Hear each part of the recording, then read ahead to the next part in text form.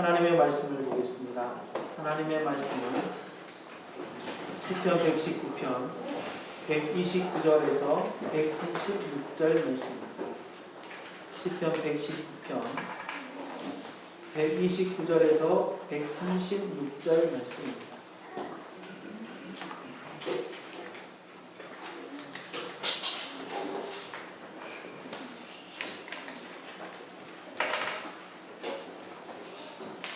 제가 봉독해 드리겠습니다. 주의 증거들은 놀라움으로 내 영혼이 이를 지키나이다.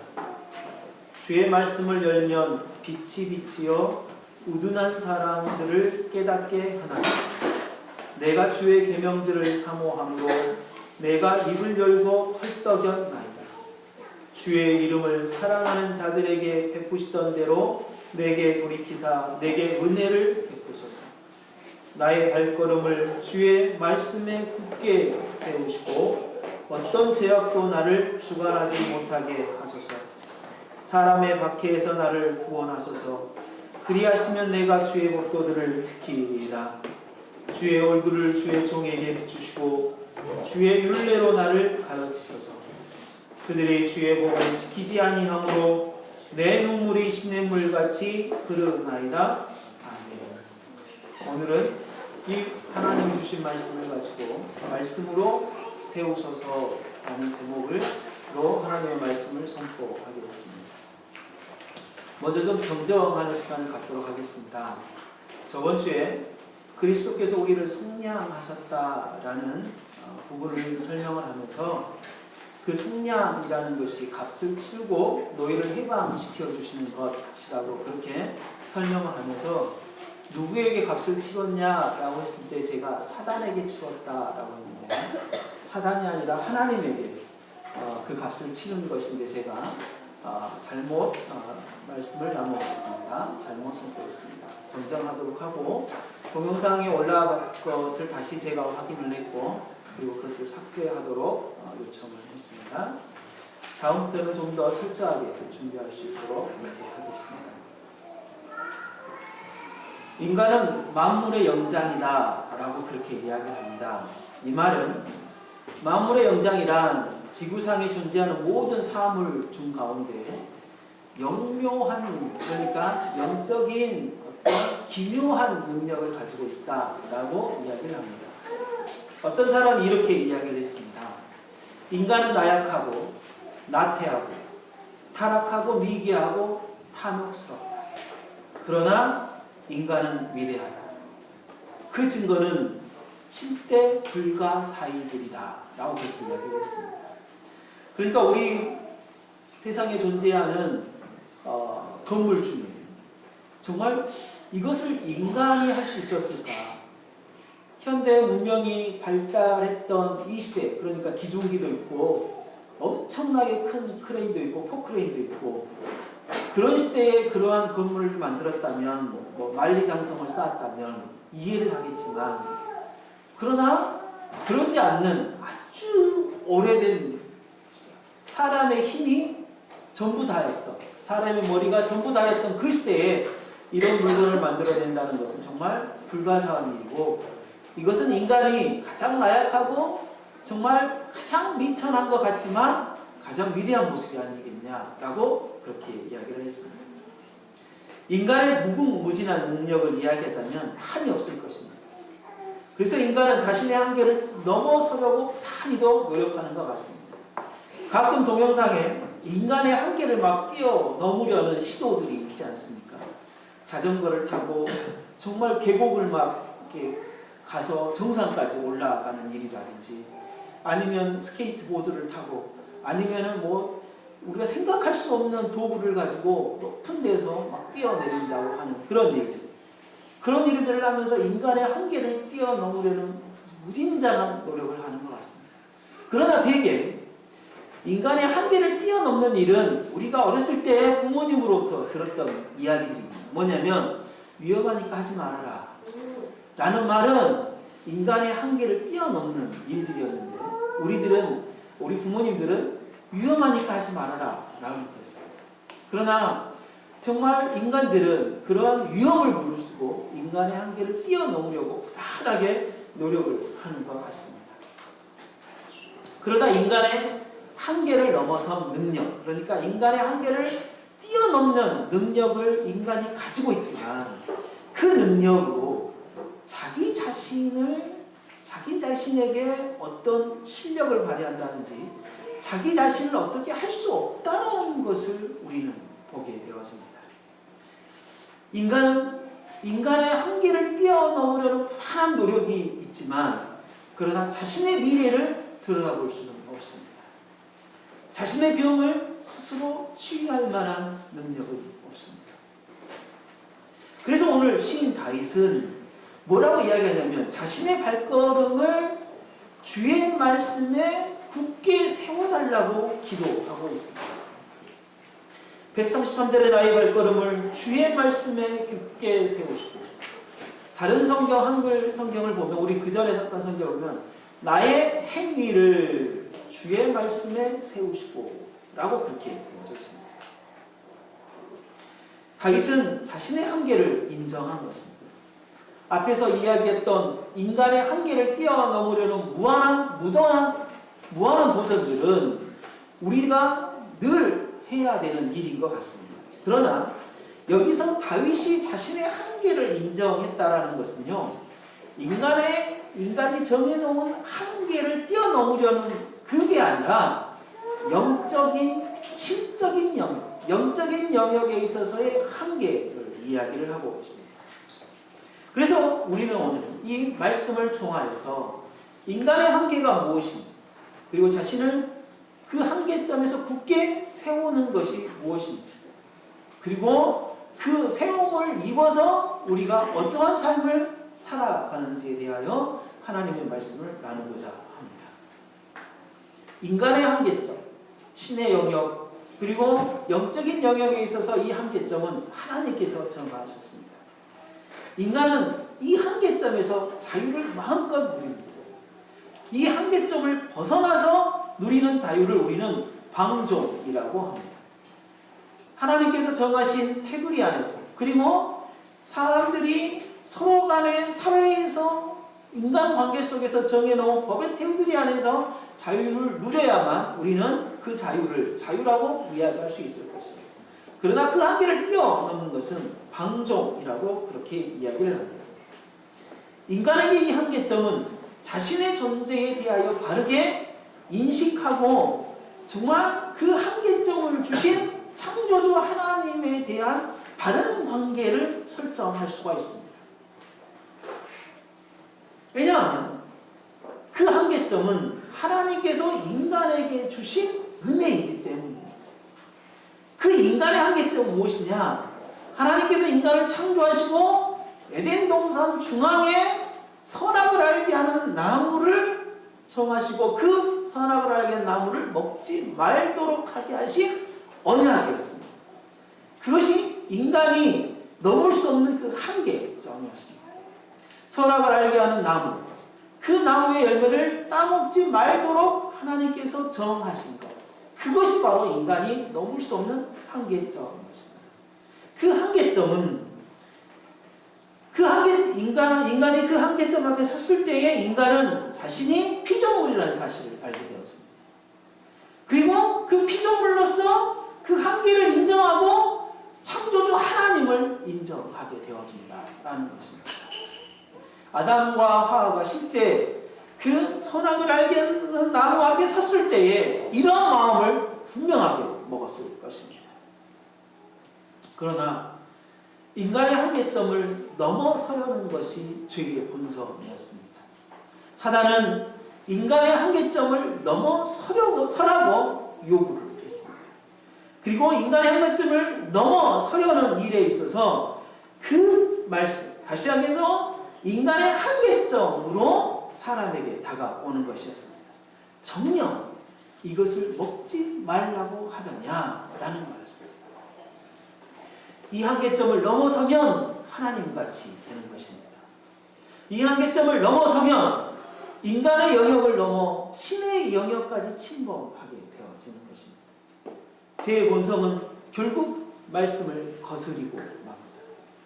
하나님은 말씀으로 언약했기 때문에 인간이 선악을 알게 하는 나무를 따먹는 행위 자체가 죄가 아니라 선악을 알게 하는 나무의 열매를 따먹지 말라라고 하나님과 아담 사이에 맺은 언약이 깨진 것입니다. 결국 인간은 하나님의 말씀에 불순종하였다는 것입니다. 하나님의 말씀에 불순종하는 것은 죄의 본성이다라는 것입니다. 주의 말씀으로 하나님께서는 주의 말씀, 하나님의 말씀으로 우리들에게 언약하시고 우리가 그 말씀을 어겼을 때에 우리는 하나님과의 관계가 단절되고 완전하게 하나님을 떠난 존재가 되어졌습니다. 그럴 때 하나님은 인간에게 다시 찾아오십니다. 다윗은 하나님의 말씀이 정말 하나님의 말씀이 이 땅에 역사하시는 것을 보고 놀랐다라는 표현을 사용합니다. 129절에 주의 증거들은 놀라우니 내 영혼이 이를 지키나이다 라고 그렇게 이야기를 합니다. 하나님께서 이 땅에 일하시는 상황을 보면서 다윗은 하나님의 일하심에 놀라움을 경험하게 되어졌다라고 이야기를 하게 되어지는 것입니다. 그리고 내 영혼이 하나님의 말씀을 지키겠나이다 라고 이야기를 하고 있는 것입니다. 주의 말씀, 제 가운데 우리를 건져내실 때 하나님은 말씀으로 다가오셨다라고 했습니다. 말씀이 우리들을 구원으로 이끄시고 말씀이 구원받은 우리를 이끌어 가시고 또한 말씀으로 구원받은 우리 하나님의 백성을 구원을 완성시키는 과정을 하나님께서는 택하였다라고 하였습니다. 하나님께서 우리가 우리 자신을 보면서 하나님이 우리를 구원시켜 주셨다라는 그 말씀에 우리 자신을 살피쳐 보면 우리는 우리를 보고 놀라지 않을 수가 없습니다. 다시 하면서 가끔 저도 그러한 느낌은 뭐냐면 느끼면서 내가 내 자신에 대하여 놀라는 것은 뭐냐면 내가 구원을 받았다라는 사실마저 구원을 받았다는 사실 자체도 놀라운 일인데 구원을 받고 내가 목사를 하고 있다라는 것은 나를 더 놀랍게 합니다. 어떤 순간에 내가 말씀을 가지고 성도들 앞에 설 수 있는 존재라는 것에 참 부끄럽고 참 힘든 상황들이 있습니다. 부끄럽고 힘든 상황들은 나 자신이 그러한 사실들을 하고 싶어서 한편으로 생각하면 목사를 하고 싶어서 이런 생각도 있다라는 생각이 들어져요. 왜냐하면 어떤 순간에는 내 욕심이 막 들어가 있기 때문에 내 욕심이 막 들어가 있으니까 무슨 생각이 드냐면 내가 정말 선택해서 하나님이 나를 목사로 이끌어가지 않았을까. 그러니까 반대로 생각하는 하나님이 나를 부르셔서 목사로 이끄셨다라는 것이 믿음의 고백이고 확신임에도 불구하고 어떤 순간에는 내가 정말 기꺼이 이 목사로 선택을 해서 이러한 일들을 하게 하지 않았을까. 그리고 내가 기꺼이 정말 손해도 감수하고 기꺼이 내가 내 자신의 어떤 일정한 부분들도 포기하고 내 자신의 어떠한 부분들에 있어서 정말 내 본성을 숨기고 살아가는 일들을 나를 보면서 하나님이 나에게 이런 나에게 복을 줘야 되지 않을까. 막 이런 생각도 어떤 때는 들기도 했다라는 것입니다. 그런데 하나님의 말씀이 그리고 하나님이 저를 이곳으로 이끌어 오신 것에 대하여서 정말 생각하고 또 생각해보면 해볼수록 나라는 존재는 참 이렇게 힘들고 어려운 상황, 그러니까 목사로서 이 자리에 선다는 것이 참 어려운 일인데 목사로 서 있다는 것이 참 부끄러운 일이기도 하는 것입니다. 우리도 모두가 동일한 생각이 아닐지 모르겠습니다. 그런데도 불구하고 말씀이 들려요. 이게 말씀이 들린다는 이야기는 말씀이 읽으면 말씀이 이해가 돼요. 하나님의 뜻이 그렇구나, 이런 거구나. 그리고 그 말씀에 나를 비추어 보면서 내가 이런 삶들을 살아가는 일이 부끄러운 일이구나. 그럴 때 그러면 나는 하나님에게 일단 구원을 받은 것이 맞구나. 이제 이런 생각이 드는 거예요. 왜냐하면 하나님의 말씀이 선포되고 아무리 들려져도 하나님의 말씀이 이해되지 않고, 모두 다 이해되지 않는 것이 아니라 하나님의 말씀이 이해가 되어지고 그 말씀으로 내가 깨우쳐지는 것. 그 말씀으로 깨우쳐지는 일들은 결국은 하나님이 나를 구원으로 부르셔서 나의 지식을 새롭게 하고 나의 영혼을 새로운 피조물로 만들어 주셨기 때문에 가능한 것이었다. 그러지 않으면 내가 하나님의 말씀을 듣고 하나님의 말씀이 이해되고 내가 죄인이구나, 내가 잘못했구나, 그럴 수가 없다라는 거예요. 그러니까 하나님은 나를 깨닫게 하고 내 자신의 삶을 되돌아보게 하면서 내가 구원받은 존재로 인식하게 만들고, 그럼에도 불구하고 내가 부끄럽고 그럼에도 불구하고 하나님이 나를 이끌어 가시는구나. 말씀이 나를 세우는 일이다. 이게 말씀이 우리들에게 특별하게 어떤 능력을 발휘해서 우리들을 막 세워가고 우리의 사업이 잘 되고 우리의 일이 잘 되고 우리의 어떤 하는 일마다 다 성공하고 그런 게 아니라, 말씀이 들려지고 말씀이 이해되어지고 말씀이 자기 자신을 살펴보게 되어지고 말씀이 내 위치를 확인하게 되어지고,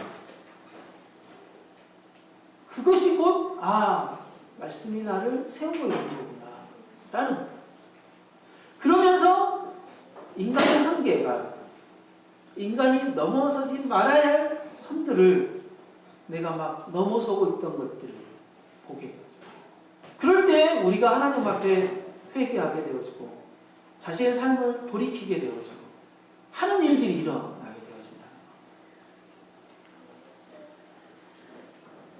130절에 주의 말씀을 열면 빛이 비치어 무둔한 사람들을 깨닫게 하나.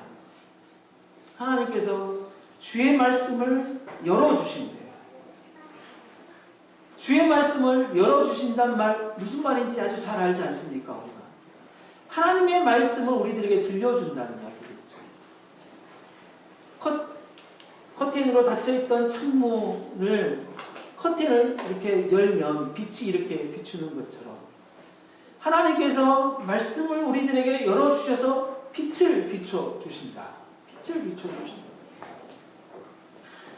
말씀이 선포되어지고 말씀이 내가 들려지고 내 귀에 들려지고 내 가슴에 박히기 시작하고 내 가슴을 도려내고 그러하다면 하나님이 말씀을 열어서 우리에게 빛을 비춰주시고 있다는 사실을 믿으시기 바랍니다.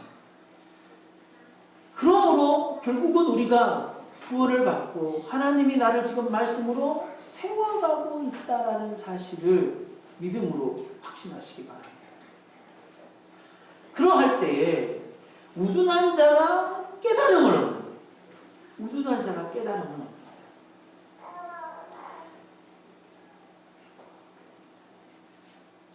자신의 학식이 낮다고 말씀을 깨닫는 것도 낮다라고 생각하시면 안 됩니다.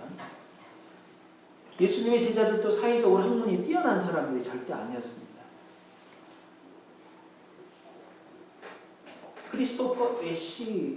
크리스토퍼 애쉬라는 사람은 이 본문을 해석할 때 우둔한 자가 누구냐라고 해석할 때 이렇게 이야기를 했습니다. 자신들의 절박한 필요를 알고 자신을 신뢰하지 않는 순수한 사람. 그러니까 자신의 절박함 때문에 자기 자신을 의지하지 않는 사람. 이게 우둔한 사람이에요. 어떻게 세상을 살아가야 할지 이미 다 알고 있다라고 말하는 교만한 자가 아닌 사람이 우둔한 사람이에요. 다시 이야기해서 나는 우둔하니 주의 말씀을 열어 빛을 비추어 깨닫게 해주십시오 라고 기도할 줄 아는 사람이 우둔한 사람이다. 하나님이 우리를 세우는 것은 말씀으로 세우십니다. 그러므로 여러분, 우리가 날마다 기도하고 날마다 말씀을 접하면서 하나님께 기도해야 합니다. 말씀을 열어서 빛을 비춰 주시어 우리를 깨닫게 해달라. 내 자신을 보게 해달라고 기도해야 합니다.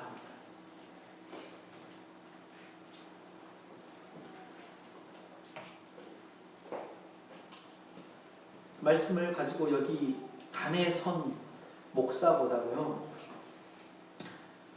이 단에 서지 않는, 그리고 신학교를 나오지 않는 성도들이 어떨 때는 말씀을 더 정확하게 분별하고 깨달을 때가 있습니다.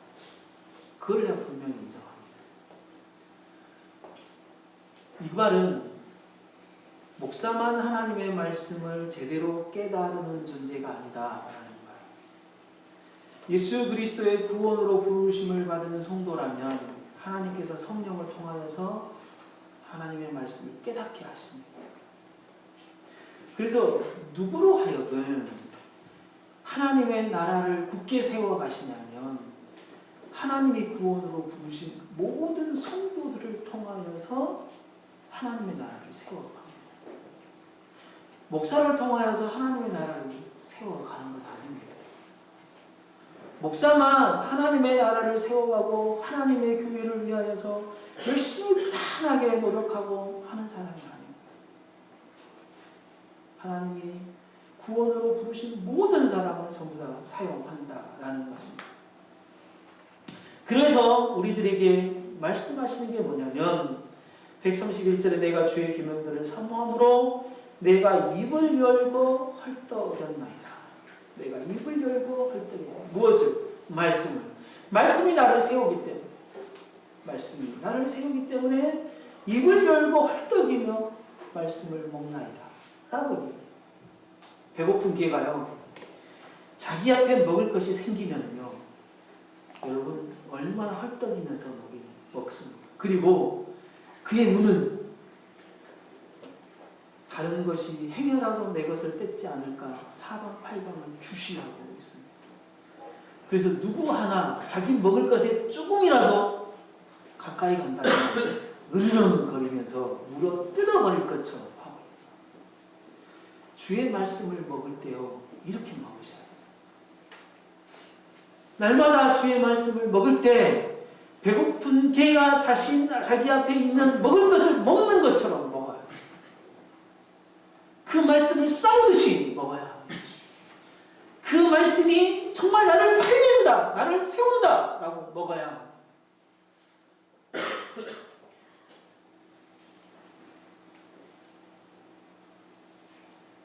그만큼 매일 말씀을 먹는 것에 집중하고 깨어있지 않으면 우리는 날마다 말씀을 먹는 것을 놓치고 맙니다.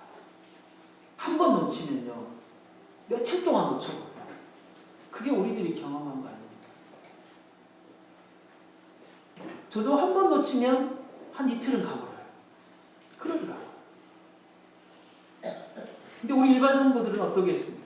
저는 말씀을 준비하고 해야 되기 때문에 그게 오래 가지 않지만 우리 성도님들은 어떠겠습니까? 한 번 놓치면 뭐 3, 4일, 일주일은 금방 아닙니다. 깨어있고 늘 말씀에 배고파하지 않으면 금방 놓쳐버리고 말 겁니다. 그래서요, 한국 성도들의 이러한 어떤 그 문화를 개선하기 위해서 우리 목사님들 어떻게 했냐? 교회로 막 불러들였어요. 교회로 오면 말씀도 듣고, 교회로 오면 뭐 좀 잊어먹었던 것도 교회만 오기만 하면 뭐가 채워지기 때문에. 그래서 새벽에도 오게 만들고, 저녁에도 오게 만들고, 또 뭔가를 만들어서 또 오게 만들고, 행사를 해서 오게 만들고, 날마다 교회에서 뭔가를 만들어요. 그럼 교회 와서 자신이 그 말씀을 뜯어서 먹냐? 안 그러죠. 가만히 앉아있기만 말씀을 다 먹여주잖아요. 그러니까 교회를 10년, 20년을 다녀도 말씀을 먹여주는 말씀만 들어요. 그러니까 늘 먹여주는 말씀만 먹는 신앙, 그러니까 아직도 유아기 신앙을 가지고 계속 삶을 살아갈 수밖에 없는 거예요. 그게 우리 현실 아닙니다. 하나님께서 약속의 성령으로 여러분들을 인치셨습니다. 보증하고 인치셨어요. 그래서 성령이 여러분 안에 내주함으로 여러분이 뭐라고 성경이냐? 성전이라고 이야기를 하고 있거든요. 그 성령이 뭐라냐? 하나님의 말씀을 깨닫게 하고 생각나게 하고 가르친다라고 하거든요. 우리는 성령을 의지하여서 말씀을 들을 수 있고 성령을 의지하여서 말씀을 읽고 말씀을 깨달을 수가 있어요. 성령께서 그 일을 다 하실 거거든요. 그래서 어떻게 하냐? 말씀을 읽고 말씀이 깨달아지고 말씀이 무슨 뜻인가를 알고 내 삶 속에서 적용하는 능력이 우리 각자에게 생겨나야 돼요. 이게 안 생겨나니까 우리 신앙이 안 자라는 거예요. 안 자라요. 늘 정체예요. 그래서 말씀을 들으면 그 말씀 나 들은 거야. 그리고 그 이상 말씀을 안 들어요. 뭔가의 말씀을 배우는 시간이면 나 그거 알아. 더 이상 안 들어요. 들었습니다. 그게 내 삶의 능력으로 안 나타나는 거죠. 그 말씀이 나를 세우지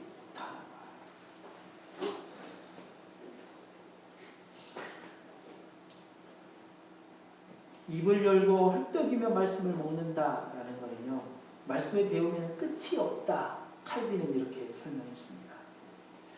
먹는 문제는 우리가 마지막까지 해야 하는 일입니다. 먹지 않으면 죽죠. 목사가 성도가 말씀을 배우는 일에 마지막 과정이 없어요. 마지막 단계가 없어요. 목사나 성도가 말씀을 배우는 일에 있어서는 우리 죽는 날까지 말씀을 배워야 해요. 실제 그렇습니다.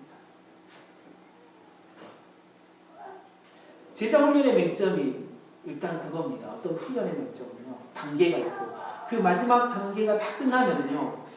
이런 생각을 의도적으로는 안 한 것 같은데요. 근데 무의식 중에 그런 생각이 있는 것 같아요. 내가 그런 과정을 다 마쳤기 때문에 성경을 다 이해하는 것처럼 교회를 다 이해하고 알고 있는 것처럼 내가 신앙생활을 정말 잘 해가고 있는 것처럼 생각하고 있지 않을까라는 생각이 들었습니다.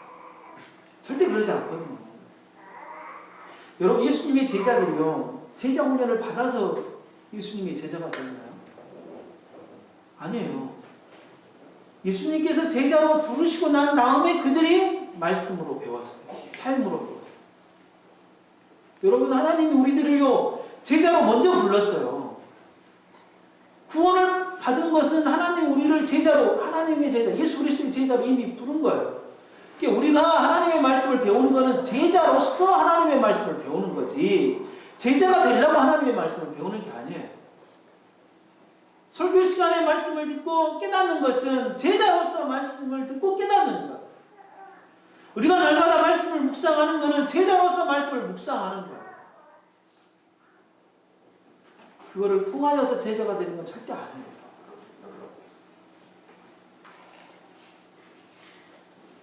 말씀으로 세움을 받는 것을 밭을 가는 소로 한번 비유해 봅시다.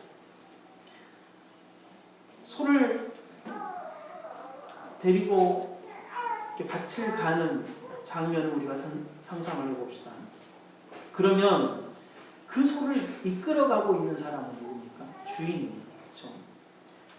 소가 자신이 갈고 싶은 대로 밭을 막 갑니까? 생기 마음대로 아니죠.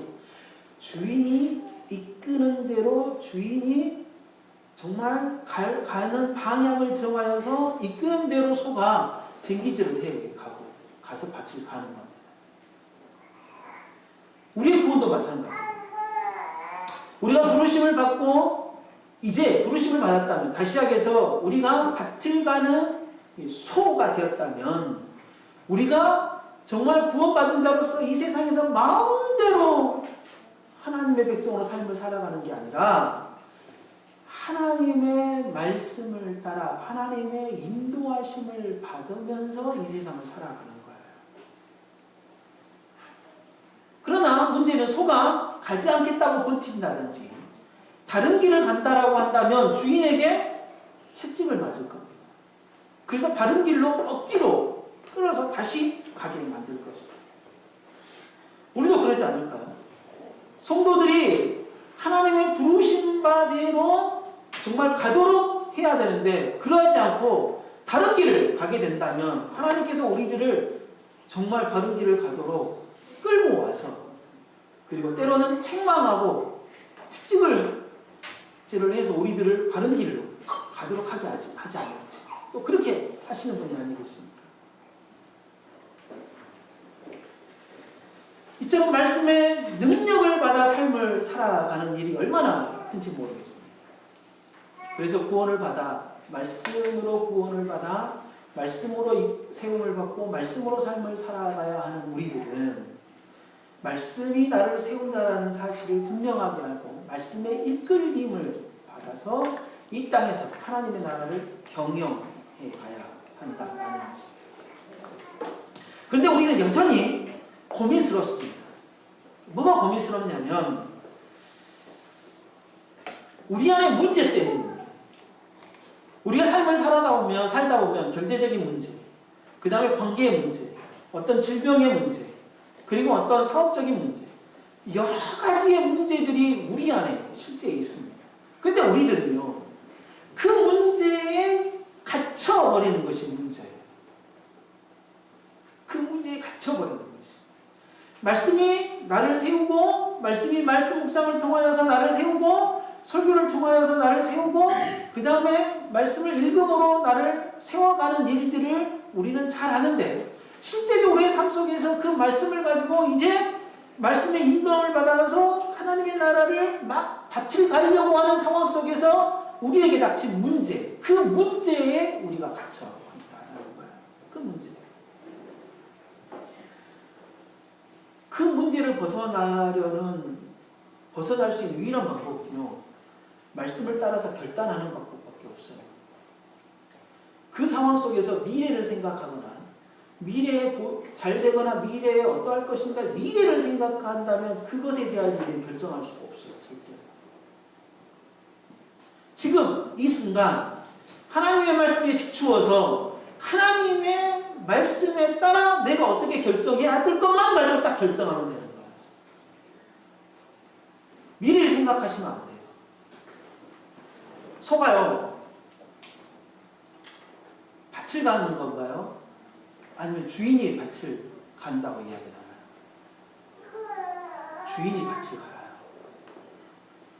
하나님의 말씀을 따라 내 앞에 문제를 결정해야 할 상황에서 그 말씀을 따라 결정하면 그것을 통하여서 하나님의 나라를 경영해 간다는 거예요.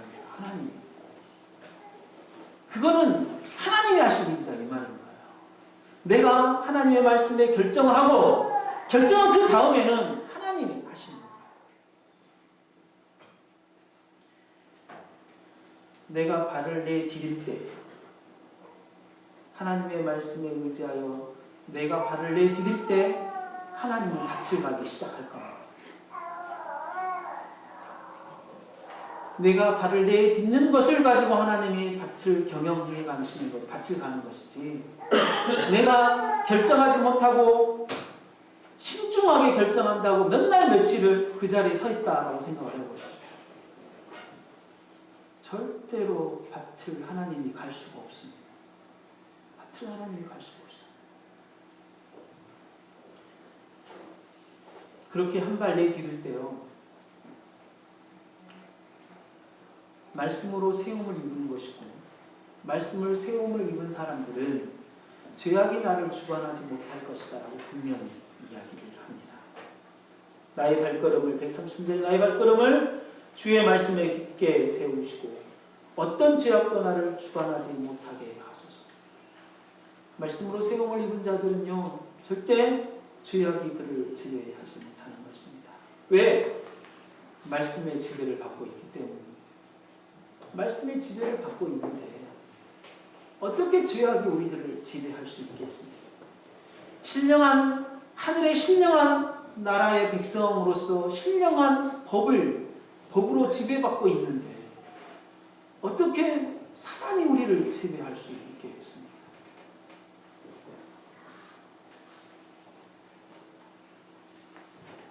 다윗은 죄악이 나를 주관하는 것을 사람의 압박으로 표현을 했습니다. 134절에 사람의 압박에서 나를 건지소서. 그리고 135절에 이렇게 이야기를 합니다. 주의 얼굴로 나를 비추소서. 주의 말씀을 열어 빛을 비추어 라는 말과 동일한 주의 얼굴로 나를 비추소서. 우리가 하나님의 말씀을 따라 결정하게 되어졌을 때에 그 다음에 우리가 하나님께 기도할 수 있는 것은 뭐냐? 주의 긍휼하심을 구하는 것밖에 없습니다. 주여, 주의 얼굴을 저에게 비춰주십시오. 하나님의 말씀을 따라 결정했습니다. 그밖에 없어요.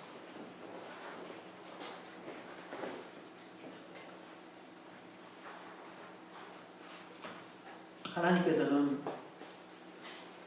우리들을 보호하시고 감찰하시겠다라고 분명히 말씀하십니다.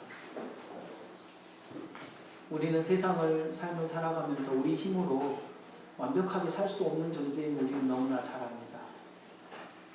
주의 얼굴의 빛을 내게 비춰달라고 우리는 기도해야 합니다. 우리 인생의 문제든, 가정의 문제든, 자녀의 문제든, 직장의 문제든, 사업의 문제든, 학업의 문제든 전부 다 우리는 정말 하나님께 기도해야 할 것입니다. 그리고 하나님께서 기꺼이 주의 말씀을 열어 비춰주시겠다고 약속하셨고 주의 얼굴 우리들에게 비춰주시겠다고 약속하셨기 때문에 그 약속에 근거해서 하나님께 기도하십시오. 우리가 함께 모여 기도하는 시간이 주일 오후 매일 모여 함께 기도하지 못하는 것 참 안타깝지만 이 주일 오후라도 함께 모여 기도하고자 오후 기도회로 우리가 보내고 있습니다. 이 교회로 부르심을 입은 성도라면요, 우리가 함께 모여서 한 가지 기도 제목, 동일한 기도 제목들을 가지고 함께 기도하는 것이 정말 중요합니다. 함께 모여서 하나님의 나라와 그의 의와 그의 교회를 위해 그리고 우리 각각의 가정들과 우리 자녀들을 위해서 기도하는 것이 정말 중요합니다. 함께 모여서 동일한 기도 제목을 가지고 기도한다는 것은 정말 우리 하나님이 세우신 이 귀한 교회에 하나님의 얼굴의 빛을 비춰달라고 우리가 긍휼을 구하는 것입니다. 평일에는 각자 자신이 정한 시간에 정한 장소에서 기도하기를 원합니다. 하나님의 나라를 이루어가시는 하나님의 섭리를 이루어가시는 일에 하나님께서 우리의 기도를 사용하십니다. 이건 분명한 맞습니다. 우리가 매일 나와서 새벽에 저녁에 기도하지 못한다 하더라도 여러분이 정한 시간에 여러분이 정한 장소에서 정말 기도하십시오. 기도하는 것을 절대 멈추지 마십시오. 우리가 세상을 살아갈 때에 정말 우리를 넘어뜨려고 하는 자들이 얼마나 많은지, 그러나 말씀으로 하나님 우리를 세우시고 또 우리가 그 말씀에 의하여 세움을 입지만 그 말씀이 세워진 말씀을 통하여서 우리를 더 악랄하고 더 괴롭히는 일이 얼마나 많은지 정말 이거는 대단합니다. 그런 말씀이 정말 우리를 세워갈 것을, 그리고 하나님의 긍휼하심을 통하여서 우리가 더 하나님의 말씀에 세움을 입을 것에 대하여서 기도하기를 원합니다. 기도하셔야 됩니다. 4가지 종류의 밭 비유를 보면은요, 돌밭에 뿌린 자, 길가에 뿌린 자, 돌밭에 뿌린 자, 그리고 가시 밭에 떨어진 씨앗, 그리고 옥토밭, 좋은 땅에 떨어진 씨, 4가지 비유가 나오지 않습니까? 거기에서 돌밭에 뿌려진 씨일 것입니다. 그 돌밭에 뿌려진 씨는 말씀을 받되, 이렇게 표현되죠. 말씀을 받되 그 말씀에 의하여 오는 환난으로 넘어지는 자라고 했어요. 우리가요, 말씀을 받으면 받을수록, 말씀을 이해하면 이해할수록요, 어떻게 되냐, 그 말씀으로부터 오는 고난이요, 훨씬 커집니다. 훨씬 커져요. 말씀으로부터 오는 고난이 정말 커진다는 사실을 좀 분명하게 알고, 신앙의 연륜이 있는 사람은 말씀을 그만큼 더 많이 받은 사람이기 때문에 그 말씀으로 넘어질 것에 대하여서 정말 하나님께 끝까지 기도해야 합니다. 그 말씀으로, 신앙의 연륜이 적은 사람은 말씀을 받은 것이 적기 때문에 그 말씀에서 오는 염려와 고난은 좀 적을 거예요. 그러나 신앙의 경륜이 오래된 사람은요, 말씀으로 높이 세워진 그 신앙이 그곳으로 인하여 오는 고난은 훨씬 커질 거라는 거예요. 그러므로 주의 긍휼하심을 더 많이 구해야 합니다. 그러니까 신앙의 연륜이 더해가면 더해갈수록 더 많이 기도하셔야 돼요. 더 많이 기도하셔야 돼요. 신앙의 연륜이 말씀으로 세워지고 신앙의 연륜에 따라서 열심히 기도하시는 분들은 이제 자기 자신뿐만 아니라 죄로 인하여 죄인을 보면 슬퍼한다라고 146절에 그렇게 이야기하죠. 예전에 자신의 모습을 보는 것 같아 측은하게 여길 뿐만 아니라 내가 다시는 과거로 돌아가지 않겠다라고 다짐하는 그런 귀한 힘이 있을 것입니다. 인간은 하나님께서 정하신 한계점이 있습니다. 그 안에서 자유를 누리는 존재이며, 그러나 인간은 그 한계를 넘어 하나님을 되려고 했고 지금도 되려고 합니다. 하나님께서 이런 인간에게 말씀으로 찾아오셨습니다. 말씀을 열어 빛을 비추시고 우둔한 우리들을 깨닫게 하셨습니다. 그래서 말씀으로 세움을 입어서 죄악이 우리를 지배하지 못하게 했고 날마다 주의 긍휼하심을 구하며 하나님의 은혜로 살아갑니다. 이제 우리는 말씀을 거역하며 살았던 예전의 모습에 측은함을 갖고 다시는 돌아가지 않겠다고 다짐합니다. 말씀으로 세움을 입어 하늘의 신명한 나라의 백성으로서 하늘의 신명한 법을 따라 삶을 살아가는 언약교회 성도들이 되시기를 바랍니다. 이 시간 함께 기도하도록 하겠습니다.